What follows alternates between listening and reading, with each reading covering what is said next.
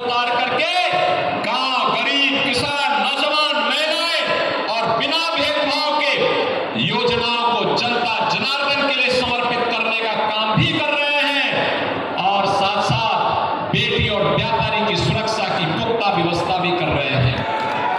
अयोध्या में रामलला का भव्य मंदिर के निर्माण में भी योगदान दिलवा रहे हैं।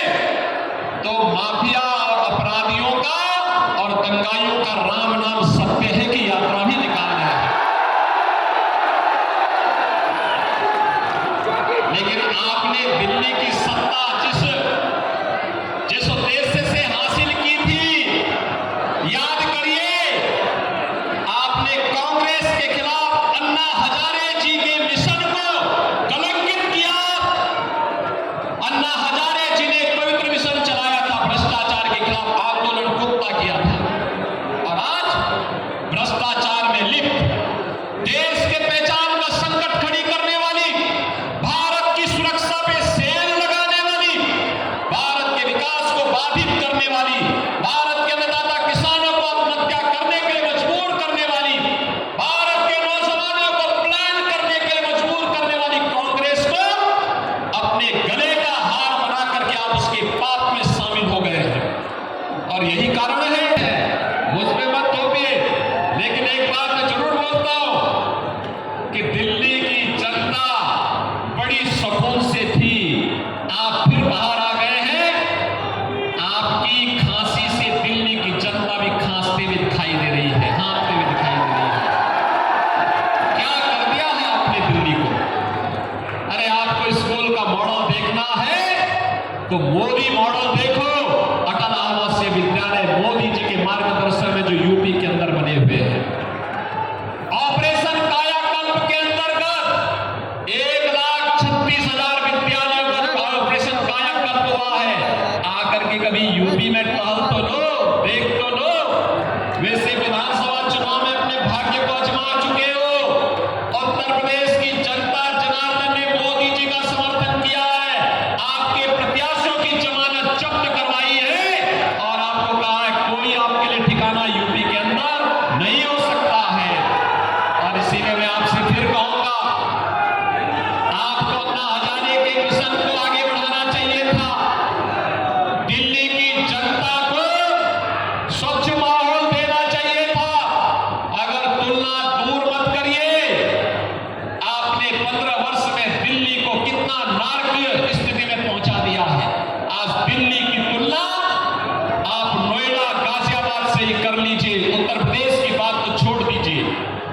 बहुत स्पष्ट कहूंगा, ये जेल के साइड इफेक्ट का आपको आनंद से शांत भाव के साथ उपचार कराना चाहिए। और मैं तो आपको फिर यही कहूंगा, देश की आवाज यही है, जीतेंगे तो मोदी, जीतेंगे तो और आएंगे तो, क्योंकि जो राम को लाए हैं,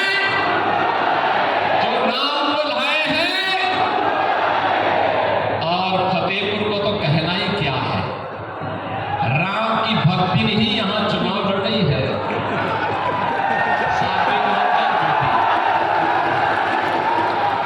उन्होंने भी कभी सोचा नहीं था कि मैं विधायक बनूंगी, सांसद बनूंगी, केंद्रीय मंत्री बनूंगी।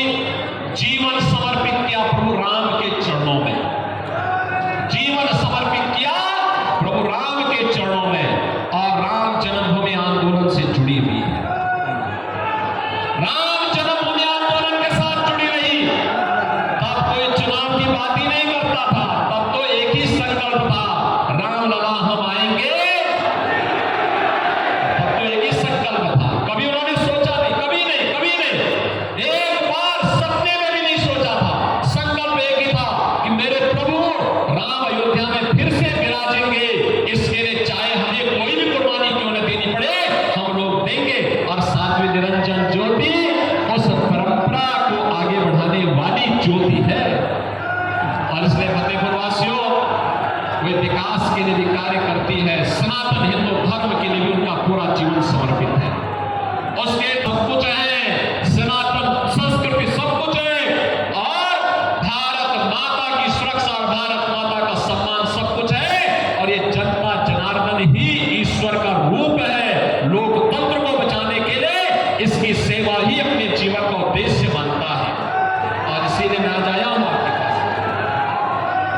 इसीलिए बहनों भाइयों मैं आपके पास आया हूं इस भीषण गर्मी में, इतनी भारी तादाद में आपने हमें आश्वस्त कर दिया है कि यहां से जीतेंगे तो ज्योति निरंजन ज्योति जी ही जीतेंगे। जीतेंगे ना? लेकिन जीत सामान्य नहीं है। इस बार की जीत ऐतिहासिक होनी है। ऐतिहासिक कैसे? देखो, जब संकल्प की पूर्ति होती है तो उसका रिटर्न भी ऐतिहासिक होना चाहिए। अब ये चुनाव केवल निरंजन और समाजवादी पार्टी है, तो राम भक्त और रामद्रोही के बीच का हो चुका है। जो भी राम भक्त है वह इस बात को देखे कि आपके पूर्वजों का, आपकी पीढ़ियों का जो संकल्प है और संकल्प इन सब ने पूरा किया है और मोदी जी के नेतृत्व में पूरा किया है। इसलिए संकल्प को भी दक्षिणा के रूप में इतने भारी बहुमत से विजयी बनाना है। केवल कमल दिखना चाहिए और पूरा फतेहपुर लोकसभा सीट पर, पूरे उत्तर प्रदेश में हर ओर केवल भाजपा ही दिखनी चाहिए। और अब वे केवल प्रेस वार्ता तक सीमित हो गए। कल मैं कांग्रेस और समाजवादी पार्टी के अध्यक्षों की प्रेस वार्ता देख रहा था। प्रेस वार्ता में कुछ भी नया नहीं, केवल वही रटी रटाई बात, गरीबी हटा देंगे। अरे पिछले 54 वर्षों से देश इस नारे को सुन रहा है, गरीबी तो हटी नहीं। भारत को धमकी देते हो कि पाकिस्तान के पास एटम बम है, भारत को धमकी देते हो कि पाकिस्तान के एटम बम है, पाकिस्तान के खिलाफ मत बोलो। अरे कम से कम कुछ तो रहम करो अपने पे। ये नया भारत है, छेड़ता नहीं है, लेकिन कोई छेड़ेगा तो छोड़ता भी।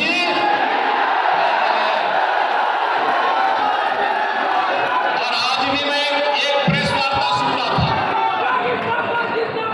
समाजवादी पार्टी के अध्यक्ष की और आम आदमी पार्टी के अध्यक्ष की। आम आदमी पार्टी के अध्यक्ष अरविंद केजरीवाल जी इस समय अभी जेल से छूटे हैं, तो जेल का साइड इफेक्ट उनको हो रहा है।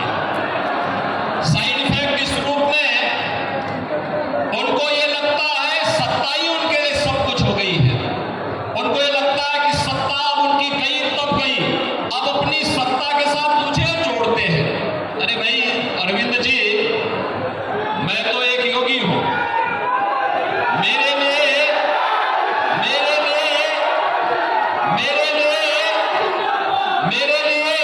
सत्ता को ठुकरा सकते हैं, लेकिन देश और सनातन धर्म के लिए अपना सर्वस्व न्यौछावर करेंगे।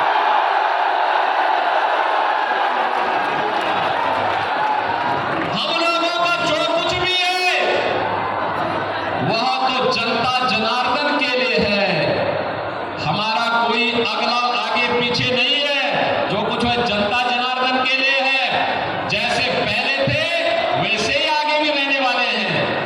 मुख्यमंत्री, मैं ये गाना पूरे देश के अंदर सुनता हूं, कहीं भी, जम्मू कश्मीर में, कन्याकुमारी में, पूर्वोत्तर में, तमिल, आपके त्रिपुरा से लेकर के असम के अंदर या उड़ीसा के अंदर हो या बंगाल के अंदर, या फिर मैं पश्चिम में जाता हूं, महाराष्ट्र के अंदर, सुदूर समुद्र के कोने में जाता हूं, यही सुनता हूं, जो राम को लाए हैं उनको लाएंगे। और बहनों भाइयों, यहां तो राम को लाने वाले साक्षात बैठे हुए हैं। इसलिए आप सबसे मेरी अपील है, चुनाव जमा के भेजेंगे ना सार्वजनिक जनता जी, दोनों आप ला के मुझे बता दो भैया।